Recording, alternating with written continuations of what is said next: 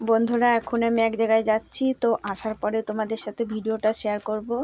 তো আমি কারেন্টের অফিসে গিয়েছিলাম, কারেন্টের বিল দিয়ে আসলাম। আর আজকে মাসের 11 তারিখ হয়ে গেছে, তো ভয় ভয়ে গেছি যেন ফাইন নিয়ে নেবে নাকি কি জানি।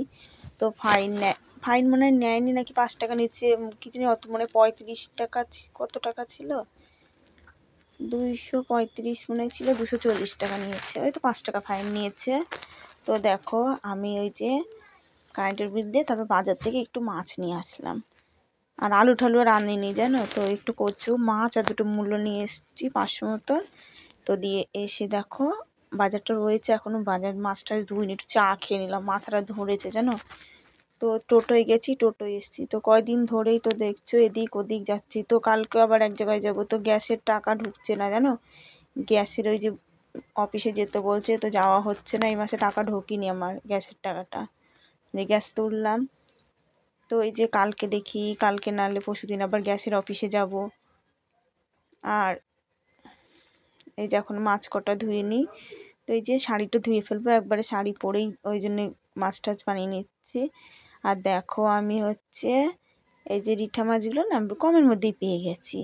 তো এই যে এই মাছ কটা 30 টাকার মধ্যে হয়ে গেছে। আর 20 টাকা দিয়ে ভোলা মাছ নিয়ে এসেছি, ভোলা মাছটা ঠকা হয়ে গেছে জানো। তো এই যে ভোলা মাছও কতদিন ধরে না খেতে ইচ্ছে করছে, আর আজকে মাছ আনলাম না, অনেক বেলা হয়ে গেল জানো। তো তো এই মাছ নিয়ে এসেছি, তারপরে ধরো একটু ঝামেলা হয়েছিল, সেই নিয়ে বসেছিলাম। তো আমার অনেকটা দেরি হয়ে গেছে, লাস্টে যে ভোলা মাছ কটা ভেবেছিলাম সর্ষে বাটা করব, আর সর্ষে বাটা করতে পারিনি, এত বেলা হয়ে গেছে, দুটো একসাথে দিয়ে ঝোল করে ধুয়ে দিয়েছি। তো ধরো রাখার জায়গা নেই যে আমি রেখে দেবো কালকে খাবো। আর এই যে টিফিন বাটির মধ্যে ধুয়ে দেবো ভেজে। আমার ঘরের যা ইঁদুরের অত্যাচার, পরশুদিনকে রাতে একটু মানে ঘুমাতে পারিনি জানো, সারাটা রাত এত জ্বালিয়েছে। তো কিছুদিন কিন্তু একটু কমেছিল, আবার এখন খুব বেড়েছে ইঁদুরের উৎপাত। তো ওই জন্যে একবারেই ঝোল করে ধুয়ে দিয়েছিলাম। আর এই দেখো মাছ কটা তো বানানো হয়ে গেছে, এখন আমি ধুচ্ছি।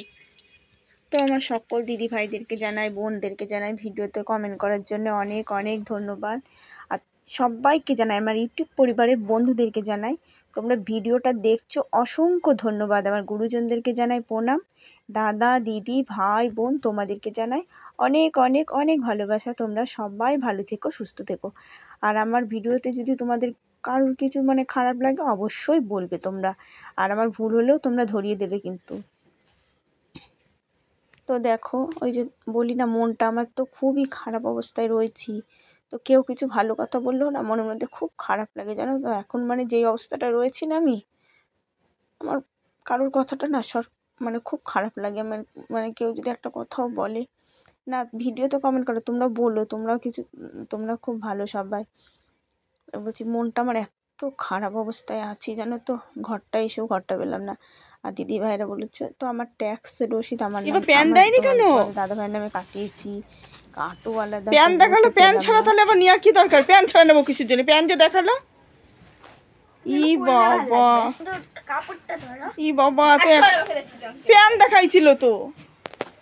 ই বাবা, সেটা দিয়ে পরে নেবা। ই বাবা দেখো, প্যান দেখিয়েছিল 180 টাকা বলে, প্যান দিয়ে, ই মা, প্যান দিয়ে আমি ভাবলাম কি সুন্দর বাজার টাজারে যেতে লাগে, তাই প্যান সমেত তাই দিয়েছিলাম অর্ডার। এখন দেখি প্যান দেয়নি। তা কুর্তিটা কিন্তু ভালো গো, 180 টাকায় দেখো, ভালোই হয়েছে দেখো, ট্রাই করে দেখো, সত্যি সুন্দর হয়েছে গো, কাপড়টা খুব ভালো। কিন্তু আমার ভাল লাগছে না, আমি ভাবলাম কি 180 টাকায় প্যান দেবে, প্যান দেখিয়েছে এর সাথে, দেয়নি প্যানটা। তো দেখো মেয়ে ভাঁজ করছে, তো এই জিনিসটা ফেরত দিয়ে দেবো। তো রেখে দিয়েছিলাম, পরে পরে দেখলাম ভালো লাগছে না, ওই জন্য ফেরত দিয়ে দিয়েছে। হাতাগুলো খুব ঢিল ঢিল, হাতাগুলোর জন্য ভালো লাগছে না, আর আমার পরে আমার ভালোও লাগছিলো না, পরে যখন বিকালে দেখলাম। তো এই দেখো 180 টাকা। তো আমি যখন আমরা দেখেছি জিনিসটা ধরো অর্ডার দেওয়ার সময়, তো তখন প্যান্ট সমেত দেখিয়েছে আর প্যান্ট দেয়নি জানো। তো আমি ভাবলাম কি প্যান্ট সমেত বেশ ভালোই, তো প্যান্ট সমেত দেয়নি। 180 টাকা করতে তো রেখেছিলাম, তবুও দেখলাম ভালো লাগছে না, ওই জন্য ফেরত দিয়ে দিচ্ছি। আর এদিকে ভাত বসিয়ে দিয়েছি, ফেরত দেবো মানে ক্যান্সেল করা হয়ে গেছে, মেয়ে বিকালে ভাত করে দিয়েছে, ক্যান্সেল করে দিয়েছে, তারপর আমি ভাজ করে দিয়েছিলাম। তো দেখো কচু কটা ধুয়ে নিয়ে আসলাম, মূলো কটাও ধুয়ে নিয়ে এসেছি, সব মাছের মধ্যে নিয়ে এসেছি না, ওই জন্য সব ধুয়ে নিলাম। আর এদিকে দেখো ভাত বসিয়েছি আর তরকারি বানাতে হবে। তো তরকারি আমার বানানো হয়ে গেছে। আর কড়াইটা দেখেছো কি হয়েছে? বড় মেয়ে বলছে, মা তুমি এই কড়াই দেখাচ্ছ? কালকে না সন্ধ্যেবেলা চিড়ে ভাজা হয়েছিল কটা, তো এই যে চিড়ে ভাজতে গিয়ে একদম পুড়ে গেছে। কিন্তু কড়াই মেজেছি, মানে এখন তাড়াতাড়ি সময় না ভালো করে মাজতে পারিনি, কোনো রকম মেজে নিয়ে চলে এসেছি। আর কড়াইটা ধরো চিড়ে ভেজে না ওপরে বাদিয়ে থুয়েছিলাম, মানে এটো পাকের মধ্যে থাকলে তখন দেখা যেত, ভালোভাবে মাজা যেত। আর এদিকে মাছ ভাজবো, ওই তাড়াতাড়ি করে কোনো রকম মেজে নিয়ে চলে এসেছি। তো দেখো মাছ কটা আমি ভাজা বসিয়ে দিয়েছি। আর এই মাছ ভাজলে তো খুব ফোটে, এমনিতেই আমার মানে খুব ছ্যাঁকা খাই, জীবনে ছ্যাঁকা খেতে খেতেই আমার জীবনটা চলে গেল গো। প্রচুর ছ্যাঁকা খাই, দেখো তো আমার হাত মাছ মানে খুব, মানে ভাগ্যটাও যেমন তেমন, এইদিকে রান্না করতে গেলেও আমি প্রচণ্ড ছ্যাঁক খাই। আর যা তেল দিয়ে দিয়েছি না, আমার সব মাছ ভাজা হয়ে গেছে। রিটা মাছই বললো আর মাছই, তোমার ভোলা মাছও ভেজে একবারে ঝোল করে নিয়েছি। কি করব, রিঠা মাছ দিয়ে ভোলা মাছ দিয়ে আলু কচু টচু দিয়ে একবারে ঝোল করে নিয়েছি, আর একটু ভাজা রেখে দিয়েছি। তো মেয়ে দেখো ঘুম থেকে উঠলো, ডাকছে, বলছে মা আমাকে একটু দেখাও, এমনি সময় রাগ করে, আর বলছে মা আমাকে একটু দেখাও। বন্ধুরা খাওয়া দাওয়া তো হয়ে গেছে। এখন এই দেখো মাছের মাথাটা না ভালো ছিল না, মাথাটা একটু তিতকুটে ছিল, 3টে মাথা তো, তো একটা মাথা ভালো ছিল, 2 মেয়ের যে 2টো দিচ্ছি ওই 2টোই তিতা। তো ওই যে বিড়ালের জন্য সাইডে দিয়ে দিলাম। তো আমি বাসন মাজতে মাজতেই কিন্তু বিড়ালে এসেছিলো খেতে। খুব বিড়ালে আমার ভয় করে জানো তো, পেছন দিয়ে বিড়াল ওই আমার ও বাসন মাজি পেছন দিয়ে ওই পাশে যায়, আমার শুধু ভয় করে হাঁচুর মাচুর না দিয়ে দেয়। তো এই যে আমার কিন্তু বিড়ালি বলো কুকুরই বলো খুব ভয় পাই, রাস্তায় যদি কুকুর কোথায় দেখি না আমি আগে দাঁড়িয়ে পড়ি, মানে আমার এত ভয় করে। তো দেখো বন্ধুরা আমি কিন্তু বাসন মেজে বাসনটা আগে ধুয়ে এসেছি, এখন কিন্তু আমি কড়াইটা মাজছি, কেন কড়াইটা মাজতে একটু টাইম লাগবে বলে, আর বাসন শুকিয়ে যায়, এখন তো টানের দিন পড়ে গেছে। তো আমার সকল দিদিভাইদেরকে জানাই কমেন্ট করার জন্য অনেক অনেক অনেক ধন্যবাদ।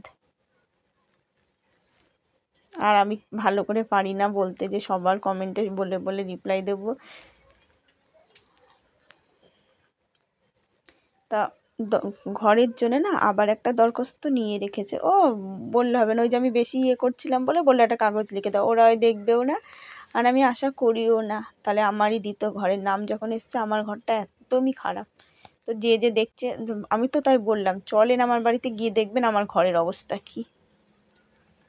তো তোমরা তো দেখোই ভিডিওতে, আর ভিডিওর থেকেও সামনে এসে দেখলে আরও খারাপ।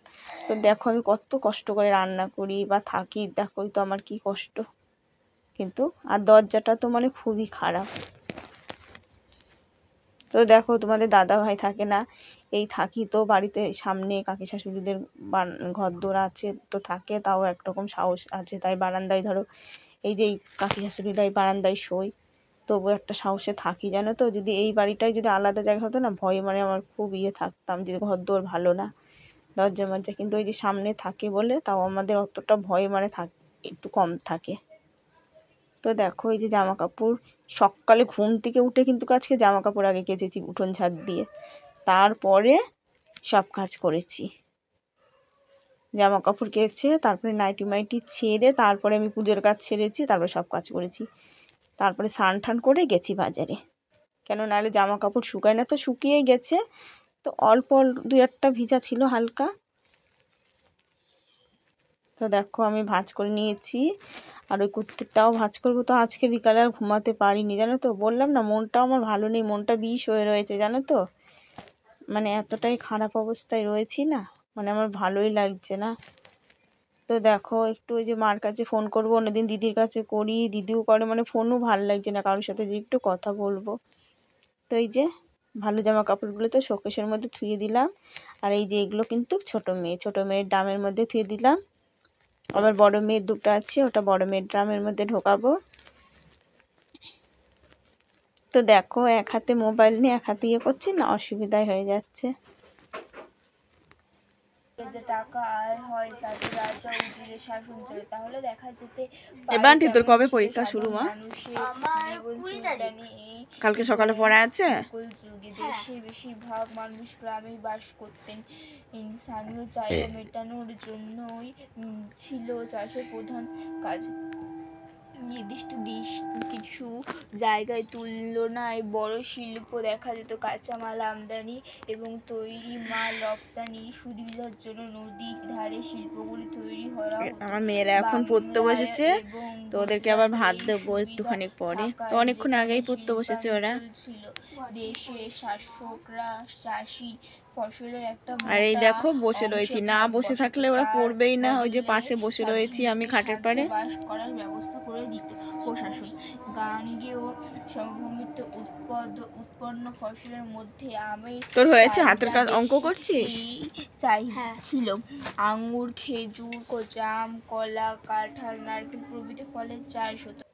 আর এই দেখো বড় মেয়ে এখন বিছানা পাচ্ছে। বিছানা কিন্তু ছোট মেয়ে পাচ্ছে। এই যে কালকে আমি পেতেছি, 2 দিন ধরে পাচ্ছে না, তো আজকে বড় মেয়ে পাচ্ছে। তো বন্ধুরা ভিডিওটা শেষ করছি। তোমরা সবাই ভালো থেকো, সুস্থ থেকো। আগামীকাল নতুন ভিডিও এনে দেখা হচ্ছে। আর এই দেখো আমি এখন সাইকেলটা তুলছি। মেয়ে এদিকে বিছানা করছে আর আমি সাইকেল তুললাম। তো সাইকেলের মানে থাকে না, ধরো ব্যবহার করা হয় না, তো একদম হাওয়া নেই, পেছনের চাকাটা একদম বসে গেছে জানো। তো এই দেখো এখন আমি ঘরে দরজা দিয়ে দিচ্ছি। তো এই যে আবার কিন্তু ভিডিওটা এডিট করব, এডিট করে বাইরে যাব, বাইরের থেকে এসে তারপরে কিন্তু ঘুমাবো। তো বন্ধুরা এই যে এখন বসে ভিডিওটা এডিট করতে হবে। বড় মেয়ে ওই দেখো শুয়ে পড়েছে, আর ছোটো মেয়ে আর আমি কিন্তু একসাথে শোবো। বড় মেয়ে মানে ঘুমাবে একটু পরে। শুভরাত্রি বন্ধুরা, সবাই ভালো থেকো।